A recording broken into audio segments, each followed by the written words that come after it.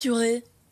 Voilà, est-ce que vous qui nous regardez en ce moment, ça vous arrive de covoiturer? Là, on va un petit peu voir quels sont les bons plans pour covoiturer et puis les avantages également. Alors, par exemple, on peut utiliser une application, l'application Common, qui permet de mettre en relation les covoitureurs, essentiellement pour des trajets domicile-lieu de travail. Et puis l'assurance, sachez que si vous prenez des covoitureurs, eh bien ça ne change rien. Votre assureur couvre également votre covoitureur. C'est une bonne chose à savoir. Et puis, il y a toute une série de parkings officiels et gratuits en Wallonie, ce qu'on appelle des zones de carpool, des zones qui sont essentiellement installées sur des parkings de grands magasins. Voilà donc pour les petits aspects du covoiturage. Et puis les avantages du covoiturage, évidemment, le temps passe plus vite parce qu'on discute, on fait connaissance, on sympathise, on devient peut-être même copain avec le covoitureur, voire même un collègue qu'on apprend à connaître mieux. Déduction fiscale pour le covoitureur. Donc même si vous ne conduisez pas et que vous êtes sur la place du passager, il y a des possibilités de déduction fiscale et donc d'avantages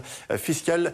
C'est plutôt pas mal. De l'économie, évidemment, on prend peut-être le cas de figure où on alterne, chacun prend sa voiture en alternance sur la semaine. Eh bien, ça fait évidemment 50% de trajets en moins pour le véhicule et donc des économies substantielles. Et puis, la diminution des embarras de circulation, on estime que 10% d'autosolistes en moins, donc des personnes seules dans leur voiture, diminuent de 40% les embouteillages.